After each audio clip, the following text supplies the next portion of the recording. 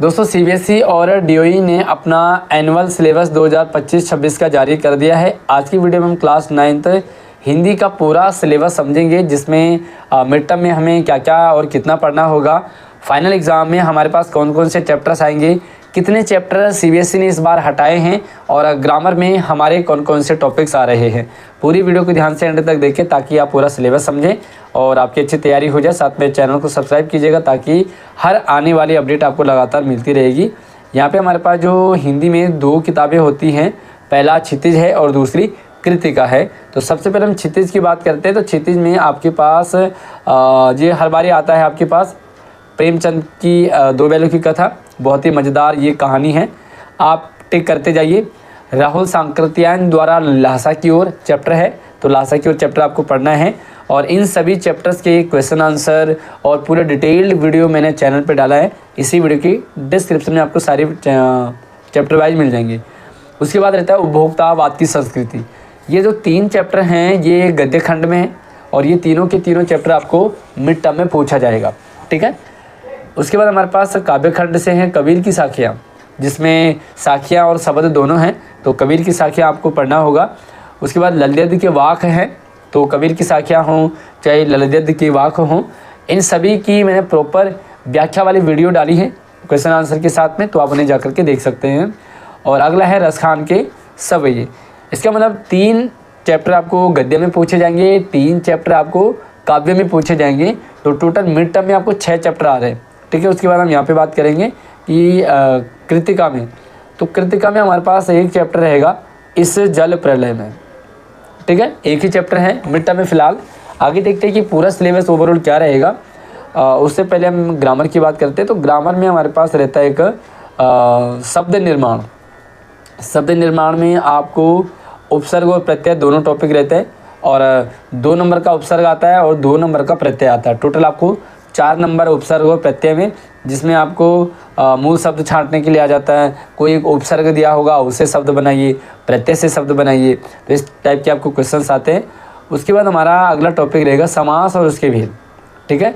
चाहे उपसर्ग प्रत्यय हो चाहे समास हो, हिंदी में हर एक टॉपिक की वीडियो मैंने डाली है अपने चैनल पे। इसी वीडियो की डिस्क्रिप्शन में सारे आपको सीरियल वाइज मिल जाएंगे। साथ में आप मुझसे व्हाट्सएप या इंस्टाग्राम से भी संपर्क कर सकते हैं, तो मैं आपको पर्सनली भी शेयर कर दूँगा। उसके बाद हमारे पास रहता है वाक्य भेद। वाक्य भेद रहता है अर्थ की दृष्टि से, है ना।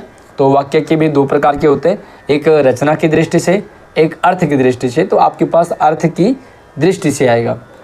उसके बाद हम अलंकार की बात करेंगे। तो पहले क्या था कि हमारे पास सारे अलंकार 9th में आते थे और 10th में रस आते थे, लेकिन अब इन्होंने अलंकार को 2 पार्ट में बढ़ दिया।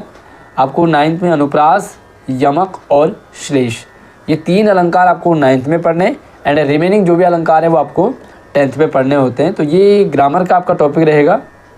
इसी के साथ ही हमारे पास रचनात्मक लेखन से भी आता है। तो ये अनुच्छेद लेखन, और इस बार आपको टॉपिक डिफरेंट होता है। ये संकेत बिंदुओं के आधार पे आपको अनुच्छेद लेखन लिखने के लिए आएगा। 6 नंबर का आता है। इससे पहले आपने नॉर्मल सा अनुच्छेद लिखा होगा, लेकिन अब आपको संकेत बिंदुओं के आधार पे आएगा, ये ध्यान रखें, ठीक है। अनुच्छेद लिखने के लिए आएगा, कोई 3 अनुच्छेद होंगे, उनमें से एक करना होता है। उसके बाद पत्र लिखने के लिए आएगा, अथवा में या तो औपचारिक आ जाता है या अनौपचारिक आ जाता है, तो कोई भी दोनों में से एक पत्र आपको लिखना होता है। उसके बाद आपको लघु कथा लेखन, है ना, छोटी सी कहानी आपको बनानी होती है। कैसे बनाते हैं और किन के टॉपिक्स पर आते हैं, तो उसकी वीडियो आप हमारे चैनल पर जरूर जा करके देखें।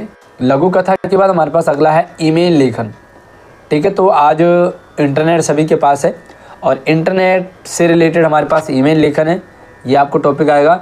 उसके बाद एक संवाद लेखन रहता है हमारे पास, संवाद लेखन यानी कि डायलॉग राइटिंग, ठीक है, और सूचना लेखन। ये जो टॉपिक है ना, सभी टॉपिक्स पर मैंने प्रॉपर वीडियो डाली है, तो आप जाकर के उन्हें ज़रूर देखें और समझें। चैप्टर वाइज भी डाली है। और अनरीड पैसेज होगा, अपठित गद्यांश और अपठित काव्यांश दोनों से आएंगे। तो ये आपके पास ग्रामर का टॉपिक है मिड टर्म का। आइए देखते हैं इसके बाद फाइनल का। और जो मिड टर्म का सिलेबस है ना, वो आपको 6 सितंबर तक कंप्लीट करना है, 6 सितंबर। और उसके बाद आपको लगभग 10 या 12-15 सितंबर से एग्ज़ाम हो जाते हैं और पुनरावृत्ति होगी आपकी इसके बाद। उसके बाद आपको जो है मध्यावधि मिड टर्म एग्ज़ाम हो जाएंगे आपके सितंबर में। और उसके बाद हमारे पास फिर से रहता है पढ़ने के लिए। तो उसके बाद हमारे पास जो चैप्टर बचता है वो है सांवले सपनों की याद, ठीक है। ये गद्य में है सांवले सपनों की याद, जाबिर हुसैन की बहुत अच्छी कहानी है। प्रेमचंद के फटे जूते और महादेवी वर्मा का मेरे बचपन के दिन, है ना। 3 चैप्टर आपको फिर से पूछे जाएंगे। उसके बाद हम काव्य की बात करते हैं तो माखनलाल चतुर्वेदी की कैदी और कोकिला पूछी जाएगी। सुमित्रा नंदन पंत की ग्राम श्री जिसमें गाँव का वर्णन है, और सर्वेश्वर दयाल सक्सेना जी का मेघ आए, और इसी के साथ एक और है हमारे पास बच्चे काम पे जा रहे। इसका मतलब 4 तो हमारे काव्य में हो गए और 3 हो गए हमारे क्षितिज गद्य में, तो टोटल 7 हो गए। और इसी के साथ ही हमारे पास कृतिका के भी चैप्टर रहते हैं। तो कृतिका में हमारे पास 2 चैप्टर आते हैं, पहला मेरे संग की औरतें और दूसरा रीढ़ की हड्डी, है ना। तो ये दोनों चैप्टर आपके मतलब कृतिका का 1 चैप्टर मिड टर्म में और 2 चैप्टर आपके एनुअल फाइनल में आपको पूछा जाएगा। और अगर हम ग्रामर की बात करें तो ग्रामर में जो आपने मिड टर्म में पढ़ लिया है, ग्रामर के सेम टॉपिक रहते हैं, तो ग्रामर का कुछ खास टॉपिक नया नहीं होता है। अब आपको पुनरावृत्ति करनी है, उपसर्ग और प्रत्यय की करनी है, समास की करनी है, अर्थ की दृष्टि से वाक्य भेद, अनुप्रास, यमक, श्लेष, सारे जो संकेत बिंदु हैं, अनुच्छेद लेखन है, पत्र लेखन है, लघु कथा लेखन, ईमेल लेखन, संवाद लेखन और सूचना लेखन, तो ये आपका रिवीजन हो जाता है। और जो ग्रामर में आपको मिड टर्म तक कंप्लीट हो जाता है, सेम वही आपका फाइनल टर्म में भी पूछा जाता है। अब हमारे पास रहता है कि भैया जो चैप्टर है ना वो कौन कौन से हटाए गए हैं। सबसे पहले आप ये देखेंगे कि 31 जनवरी 2026 तक पूरा कर लिया जाए समस्त पाठ्यक्रम। एक और चीज़ है, बहुत सारे बच्चों को डाउट रहता है कि मिड टर्म में आधा सिलेबस आता है तो क्या फाइनल एग्जाम में बाकी बचा हुआ पूरा आता है? बिल्कुल नहीं।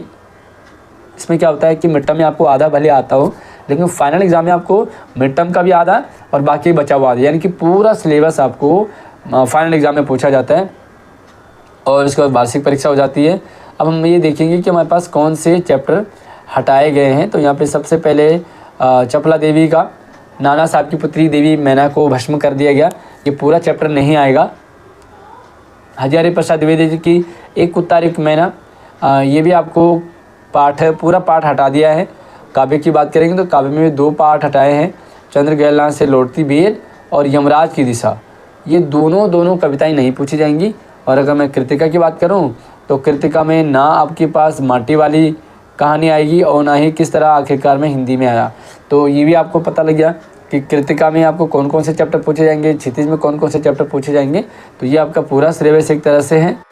तो ये आपका पूरा सिलेबस है जो आपको फाइनल में पढ़ना होता है। बाकी आप हमारे चैनल पे हर एक टॉपिक, हर एक चैप्टर व्याख्या वाली और प्रश्नोत्तर प्रैक्टिस वाली तो चैनल पे डालिए। इस वीडियो की डिस्क्रिप्शन में अगर आप मुझसे व्हाट्सएप से जुड़ना चाहेंगे तो व्हाट्सएप पे और इंस्टाग्राम पर मुझे फॉलो ज़रूर कर लीजिएगा। अगली वीडियो में एक नई अपडेट के साथ मिलते हैं, तब तक आप अपना ख्याल रखिए। और हाँ, अगर आपको कोई भी सवाल डाउट रहता है तो आप मुझे कमेंट में पूछ सकते हैं। अगली वीडियो में नए टॉपिक के साथ मिलते हैं, तब तक आप अपना ख्याल रखिए। जय हिंद।